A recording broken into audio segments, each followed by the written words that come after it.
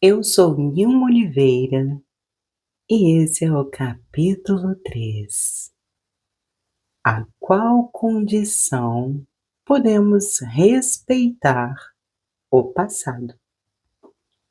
O monaquismo, tal como existia em Espanha e tal como existe no Tibete, é para a civilização um tipo de tuberculose.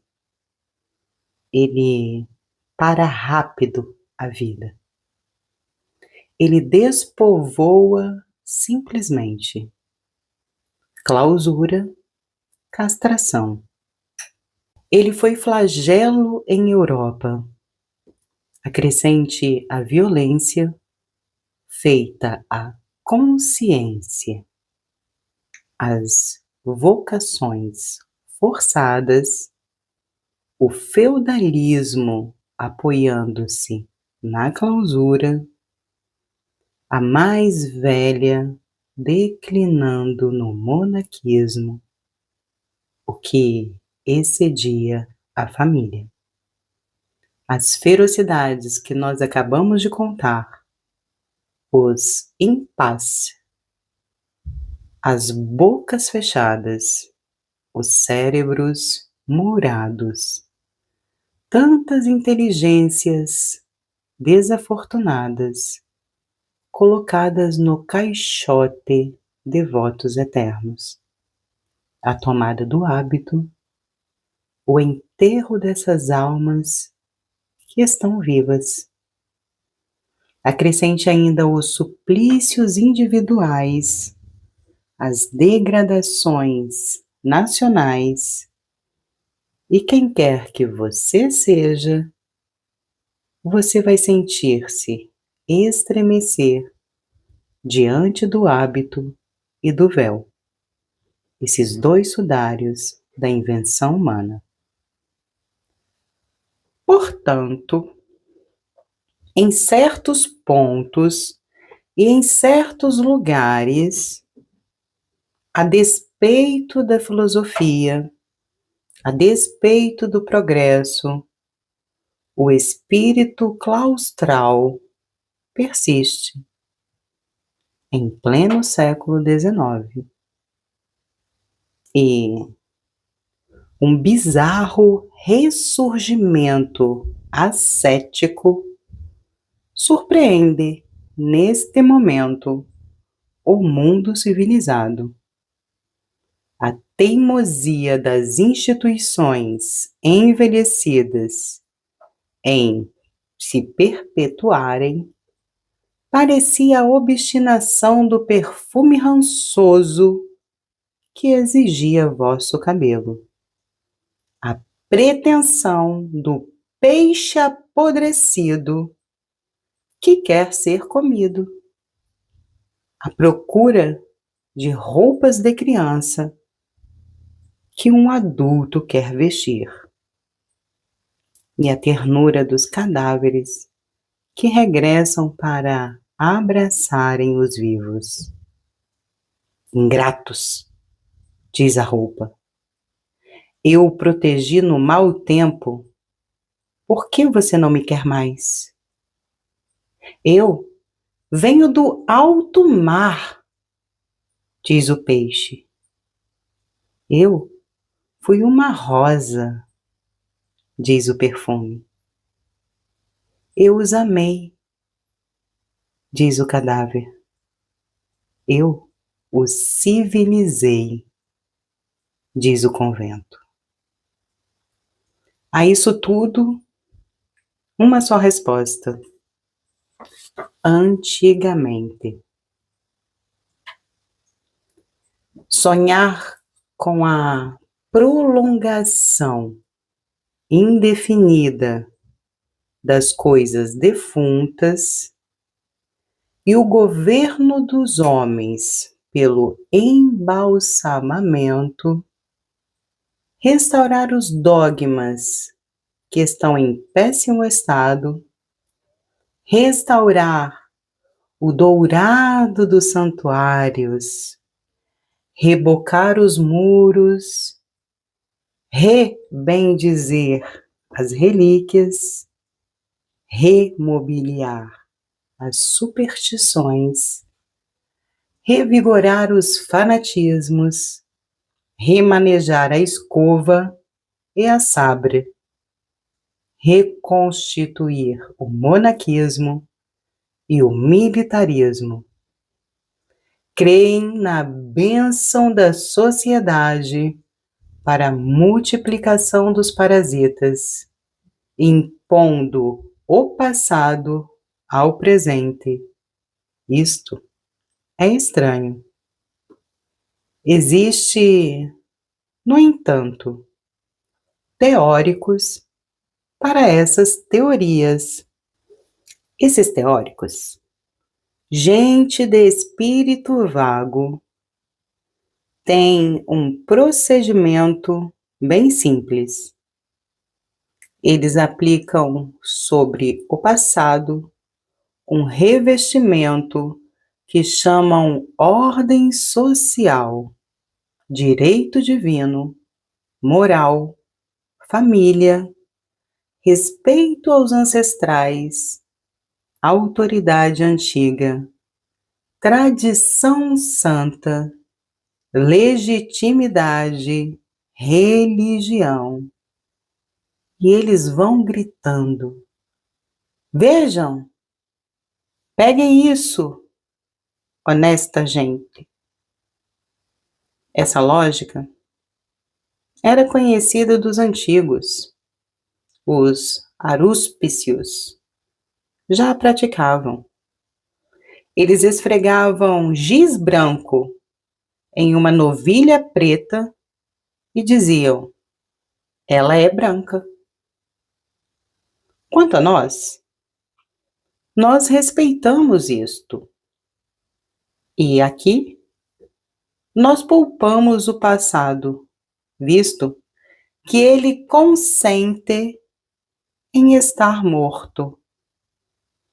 Se ele quiser estar vivo, nós o atacaremos. E nós nos encarregaremos de o matar. Superstições, intolerância, cagotismos, pré-julgamentos. Essas larvas, todas são larvas.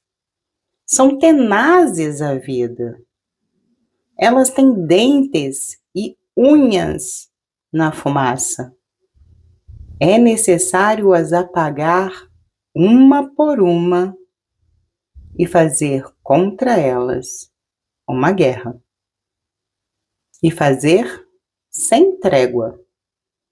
Porque uma das fatalidades da humanidade é estar condenada ao eterno combate contra os fantasmas. A sombra é difícil a pegar pela garganta e a derrubar.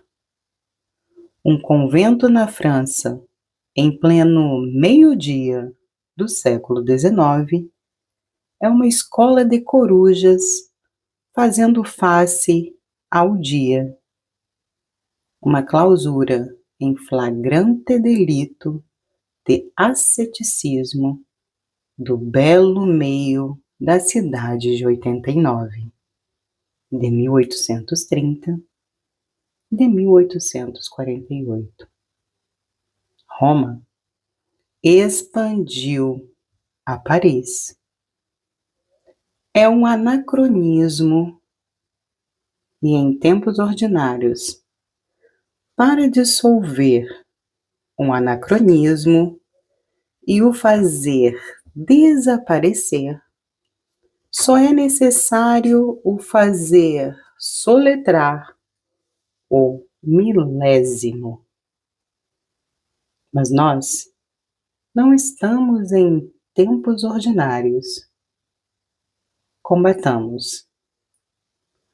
Combatamos, mas distinguindo. O limpo da verdade é de não ser jamais excessiva. Qual necessidade ela tem de exagerar? Existe o que precisa ser destruído e existe o que deve ser esclarecido e visto. Um exame benevolente e grave. Que força! Não aportemos fogo onde a luz é suficiente. Então, o século XIX sendo de acordo, nós somos contrários. Em tese geral e em todos os povos, em Ásia, como na Europa, na Índia e na Turquia, os claustros ascéticos, quem diz convento, diz pântano. Sua putrescibilidade é evidente, sua estagnação é insalubre, sua fermentação adoece os povos e os empalidece. Sua multiplicação torna-se praga do Egito. Nós não podemos pensar sem horror nesse país onde os faquir, os bonzos, os santos, os marabus, os derviches, os talapuã, são enxames até o formigamento verminoso. Isto dito, a questão religiosa subsiste. Esta questão, em certos lados misteriosos, quase perigosos, que nos seja permitido de a olhar fixamente. E esse é o final do nosso capítulo de hoje. Bom, então, vou te contar rapidamente a minha experiência para que você veja como que aprendemos coisas simples em questões da vida corrente.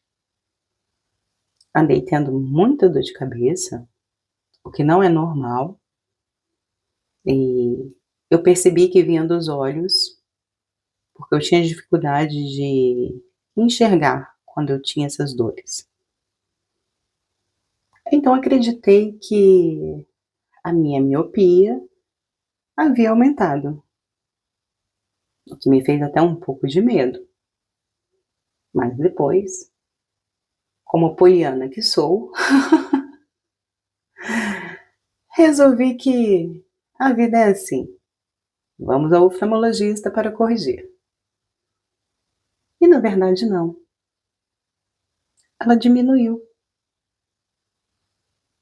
Eu nunca ouvi antes alguém dizer que a miopia diminuiu. E pelo que eu vi e ouvi, é algo normal. Mas eu nunca conheci ninguém que passou por isso. Incrivelmente, ela reduziu de 0,75. Então, as minhas dores de cabeça, porque eu estou usando um óculos que está mais forte.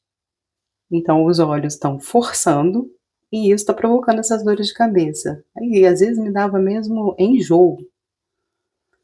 Então, o que acontece? Esperando o meu novo par de óculos, eu voltei a usar o de 2020. E realmente, hoje não tive dor de cabeça, nada. Perfeito. E estou enxergando super bem. Então vejam bem, que às vezes a gente está certo de uma coisa, seguros, já até aceitamos. E realmente, o que a vida está nos dando é completamente contrário. completamente diferente. Hum, fica uma lição. Um grande beijo. Até amanhã.